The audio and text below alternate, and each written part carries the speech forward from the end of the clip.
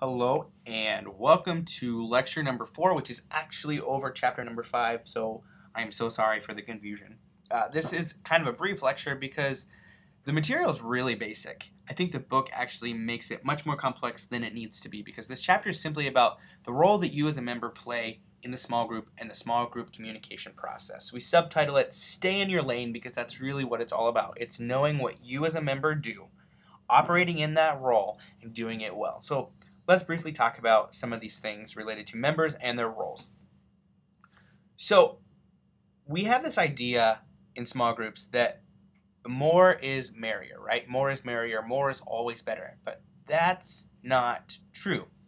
When I think of one of my favorite TV shows, which is The Walking Dead, as seen here, I think these guys have the most success when they're isolated from each other, right? When the group is all together, things get messy, right? Somebody makes a noise and the zombies come, or somebody shoots somebody, or things happen, and things happen badly when they're all in the same locale. But when they're split up into smaller groups, things seem to run so much smoother. That's because in small groups, more is not better. We've talked about this a few lectures ago, that we want groups that are relatively small as 3 and as many as 7, maybe a little bit more. We can be a little flexible. There's actually a principle, a theoretical principle. Somebody made money off this, believe it or not, that talks about this. And the principle is this. It's called the least size group perspective. And quite simply, it says this. The ideal group contains as few members as possible, as long as all necessary perspectives and skills are representative. Now, we talked, again, a few lectures ago that in a 5-person relationship, there could be well over 50 individual interstructural relationships among those people. So you can imagine it gets quite complex. The fewer members we have in the overall group, the more rich of an experience it is for those individual members and the group as a whole. Now, it's not just about size, however. There also needs to be a balance with diversity. We want to make sure that all perspectives of all groups, especially all representative groups, are represented in that small group. We see that in the real world, in the corporate world, right? That's why we have Title IX. That's why we have affirmative action. We want to make sure that there is a mandated inclusion of groups that have been traditionally underrepresented, maybe marginalized, maybe excluded. We want to make sure that they're included. So you want to make sure that your group has a diverse, inclusive perspective. But again, balancing it with size. The book talks a little bit about some research that was done on small groups, and there's been a lot. But they highlight this one study that talk about how groups of 3 to 8 are much more productive and they're much more advanced. And there's many reasons why this is. Number one, groups that small have an opportunity to interact with each other in an informal way. Therefore, creating a context of support, an environment of support, an environment where friendliness and other things can happen to meet those interpersonal relationship needs that we have working in groups. Groups as small also allow the opportunity for everybody to speak up. They create an expectation that everybody will contribute. And they also keep down social loafing, again, with the expectation that everybody will contribute. In a group of 15, it's easy for 2 or 3 people to step out and say, I'm not needed, so I'm not even going to go to this meeting. In a group of 4, you can't really do that. In a group of 6, you can't really do that. Your presence is needed and it's missed if it's not there. So groups this small definitely are more successful in including everybody. Still, we need to make sure that we have, again, a representative and inclusive sense of all identities related to this group and their success. So let's move on and talk again about The Walking Dead, one of my favorite TV shows. We know that it's not simply enough to have a hodgepodge of identities, right? We know that no matter how many perspectives or how many people groups are included, there's still something that goes far beyond that. There's something intra-individual that individuals bring to a group. This relates to the principle of non-summativity that we talked about a couple lectures ago, where 1 + 1 + 1 does not equal 3 in a small group context, because each member brings something that's so much more than the sum of themselves with the others. We know that a group's biggest resource, their biggest asset, is the members themselves. But not just the members as bodies, as sums of individuals, but it's what those members bring, specifically through their traits and their attitudes and their experiences. And we're going to highlight traits and attitudes more specifically. Let's define them first and foremost. A trait is a relatively enduring, consistent pattern of behavior or other observable characteristic. And probably the most basic trait we could mention would be something like eye color, right? That's something that's relatively enduring. It's a consistent thing. We're talking behaviorally, so stretch your mind a little bit, but those traits are important to consider. Also attitudes, which we know what they are, but how can we define them? An attitude is this. It's a network of beliefs and values that a person holds towards an object, a person, or a concept. And it produces a tendency to react in specific ways toward people, objects, or concepts. So again, I think of my favorite TV show, or one of my favorite TV shows, The Walking Dead. And we see all the attitudes and traits that are representative here. We see leaders, we see followers, we see clueless people, we see the wild card. We see so many traits and attitudes, and they all influence the overall group's success, right? Sometimes those attitudes and traits shine, and they steer the group in a way. Sometimes those attitudes and traits really cause the group some issues. So think about these in your own small group affiliations or any other small groups that you can think of. Think of the roles of traits and attitudes. So let's switch gears a little bit. I know probably not all of you watch The Walking Dead, which that's a terrible reflection of you, but no, I'm just kidding. Let's move on and talk about some other things that influence group success, some other trait features that influence group success. One of those is communication apprehension. If you've taken the Comms 130 course or any other public speaking course, you've likely come across communication apprehension.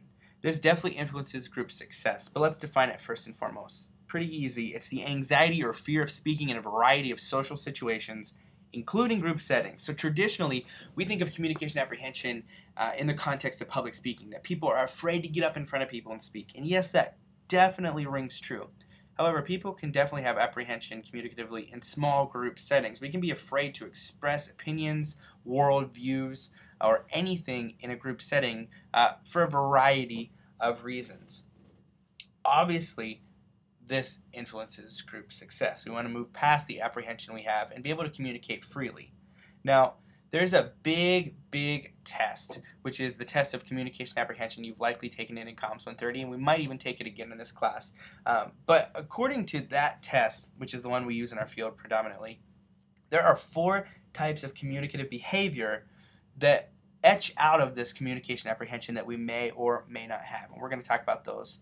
They are non-assertive behaviors, passive-aggressive behaviors, aggressive behaviors, and then assertive behaviors. So we see a continuum here, and we can see how they're semi-related. So we're going to move from least ideal on the left to most ideal on the right. We're just going to define them briefly. So your level of communication apprehension in groups may make you a non-assertive person, or a person that displays non-assertive behaviors. Those non-assertive behaviors are passiveness. They are behaviors that cause your own rights and beliefs to be completely ignored by others in the group, or to be dominated by the opinions or beliefs of others in the group. A lot of times, non-assertive people demonstrate this behavior so that they can avoid conflict, but however, it really impairs good decision making in the group context because not everybody is contributing. Therefore, not all viewpoints are being represented. So non-assertive behaviors, not good. Let's move on and talk about passive-aggressive behaviors. They are these behaviors that appear on the surface to be cooperative, to be good, to be beneficial to the group, but subtly sabotaging the group's work. And the book uses an example of a member forgetting, and we say forgetting in quotes, to carry out an assignment or some other task that they've been assigned to do. Or maybe it's being late with a crucial report, or not attending a meeting. It may not appear like a big deal on the surface, but subtly it's sabotaging the group's success.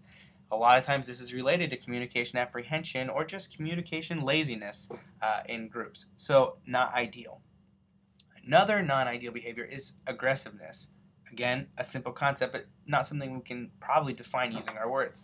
Aggressiveness is behavior designed to win or dominate that fails to respect the rights or beliefs of others. So it's leading, and never following. A good leader, even if they're placed in a leadership role or elected to a leadership role or assuming a leadership role, still displays behaviors that are following or back off the leadership position and allow others to lead. Aggressiveness is a behavior that we don't want to see.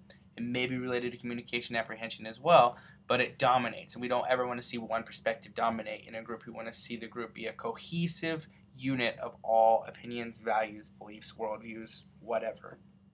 And then finally, on the right, we have assertiveness. Now, assertiveness is ideal, although it may not sound ideal. It's behavior that shows respect both for your own and others' rights, in contrast to passive and aggressive behavior.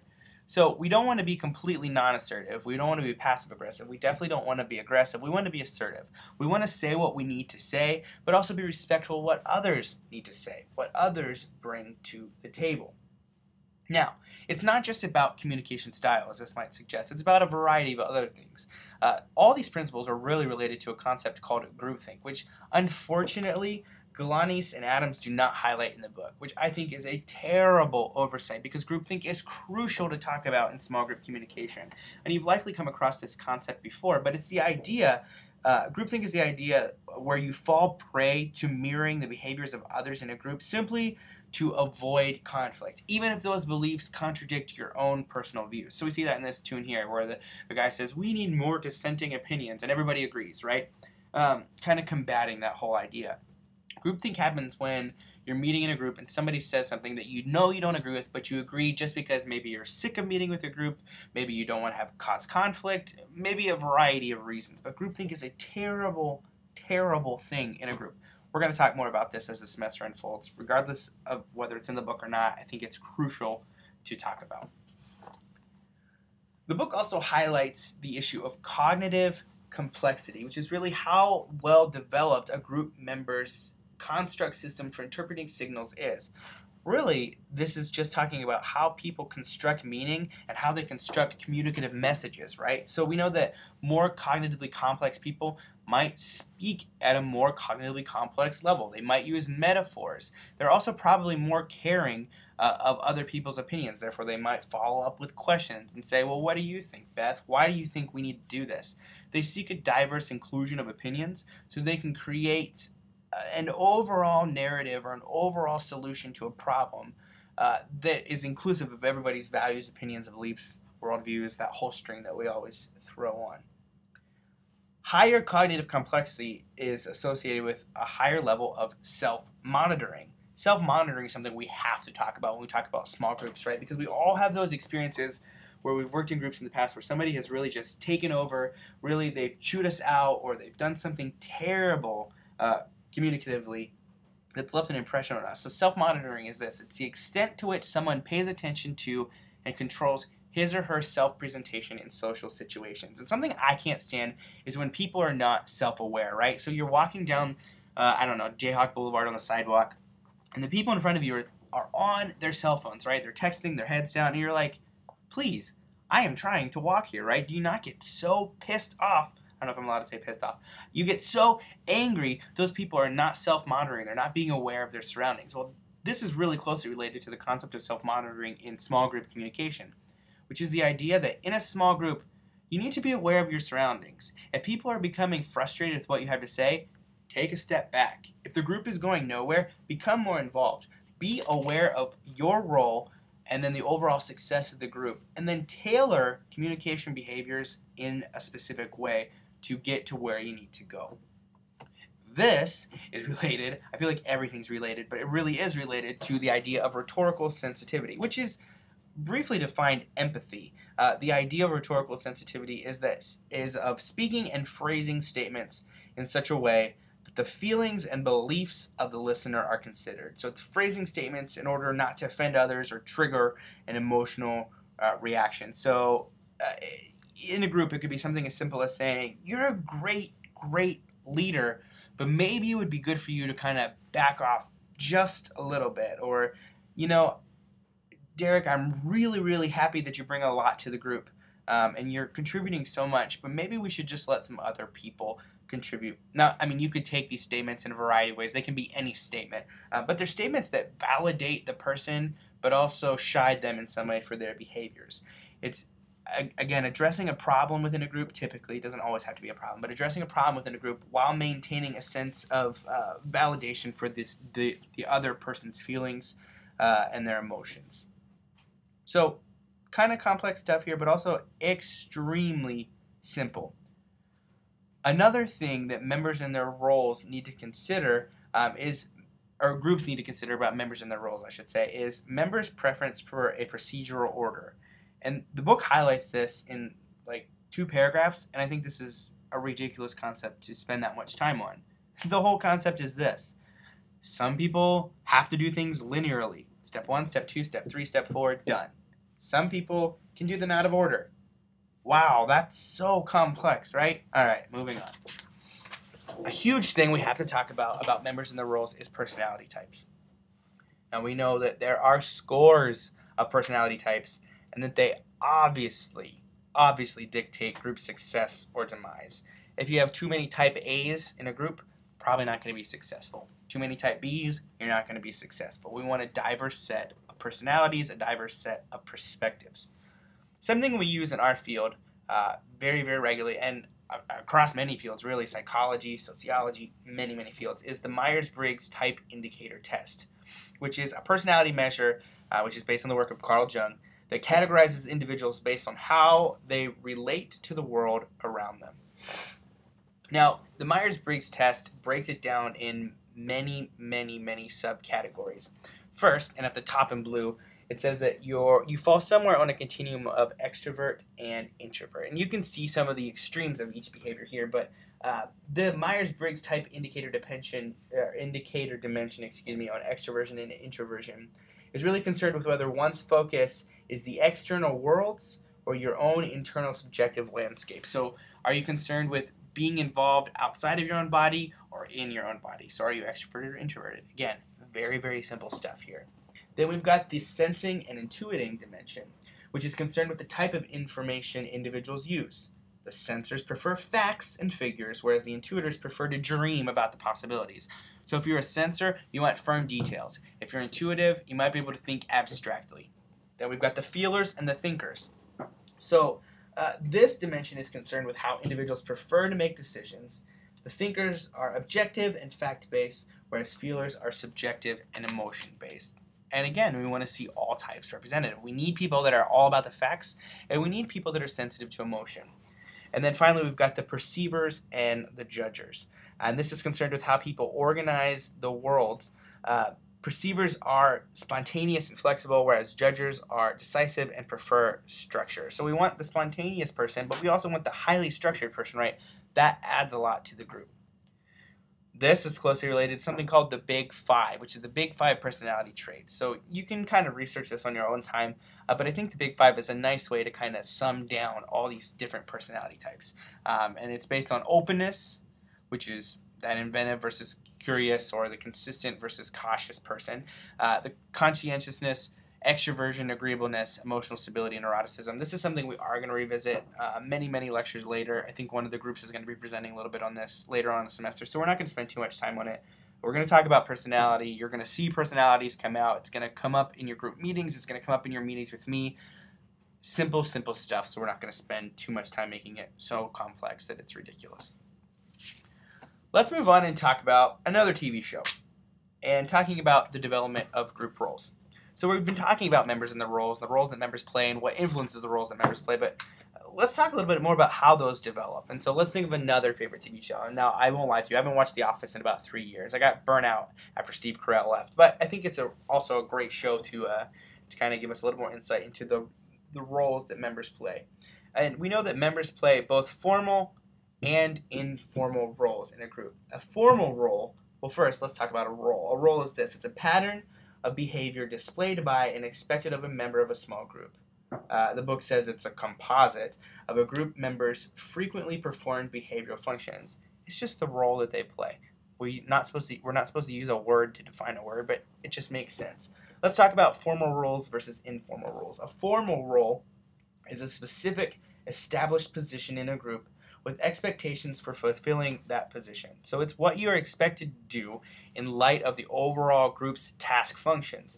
An informal role are the unique roles that result from your own individual behavior. Your personality is often what contributes to that informal role that you play. So the formal roles are often our titles, right? We're the regional manager or assistant to the regional manager, the sales representative, the receptionist, the temp worker. Those are the formal roles, and there's formal behaviors that are expected in that role. But there's informal roles, right? You might be the source of comedic relief. You might be the source of conflict. You might be a love interest. You might be a peacemaker. You might be the organization expert. Think about these in terms of the characters on The Office, right? We see all these. Maybe Michael's the source of comedic relief, or Dwight's the source of comedic relief. Michael might be the source of conflict. Pam is a love interest. We see peacemakers and organization experts, and more we can think about this. We see this applying to not only The Office, but our groups and other groups that we're aware of. These roles are closely tied to behaviors, which are any observable actions by a group member. We know that those behaviors play a variety of behavioral functions, which are the effects or functions a member's behavior has on the group as a whole.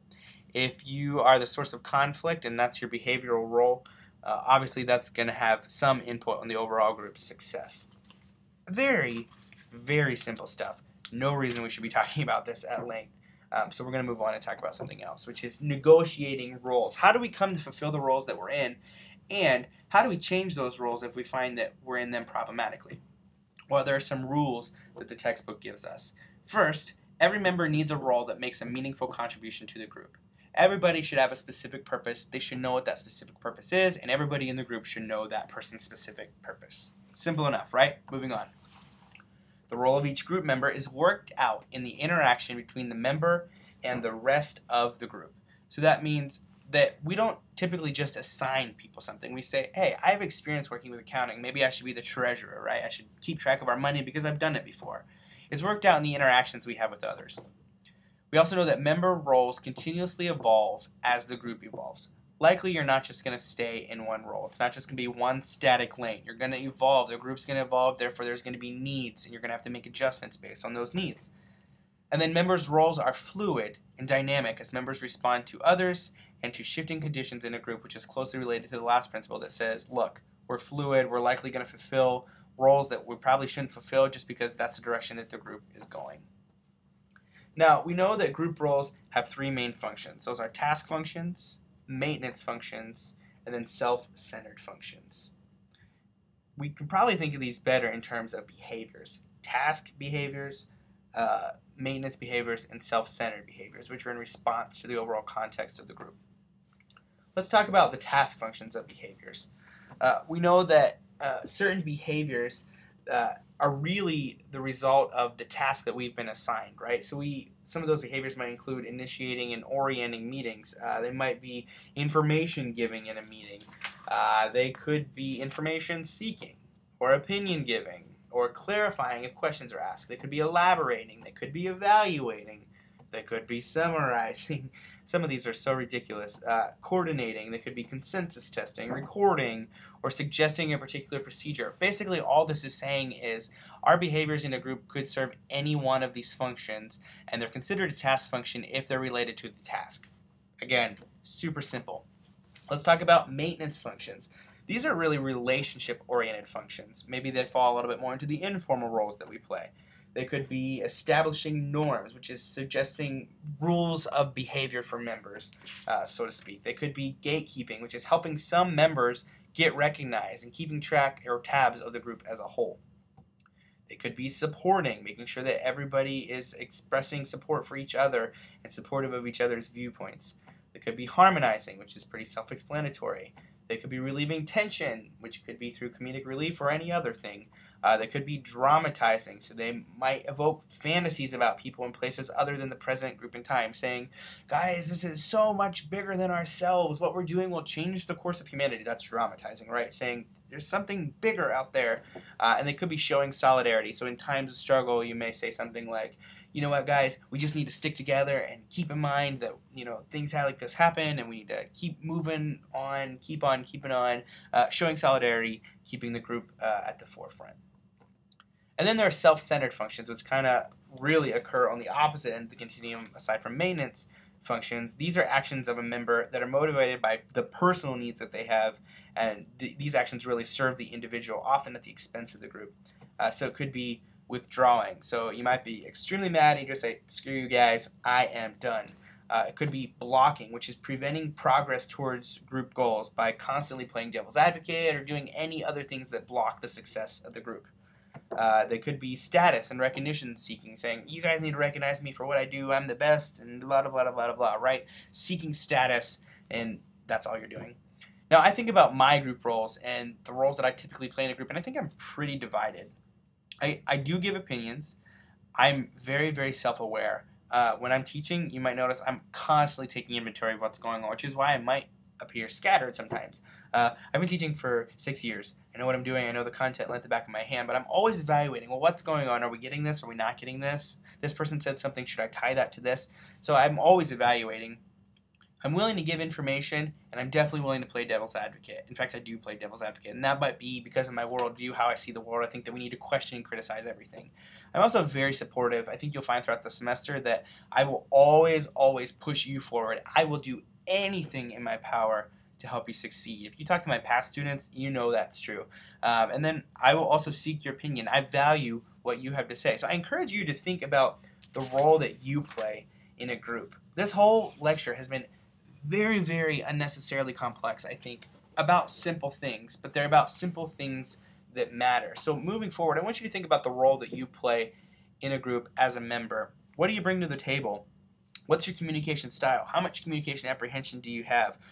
If you were to put your group roles on a pie chart, what would it look like? How much do you give opinions? How much do you evaluate? How much do you give information and play devil's advocate and support the feelings of others and seek opinions? What role do you play? That's the question I want you to ask yourself. We're going to talk more about this in our class session together. You're also going to see a lot of this information come into play when you work with your groups, both now and in the future for the rest of the semester. So if you have any questions related to this content, as always, bring them to class or email me. If I can help you in any way, showing the supportive side right here, I definitely will. But I hope this has set in. I hope it's not too simplistic. I hope it's not too complex. If you have questions, ask. But in the meantime, think about the role that you play. That's all we got. I will see you next time around.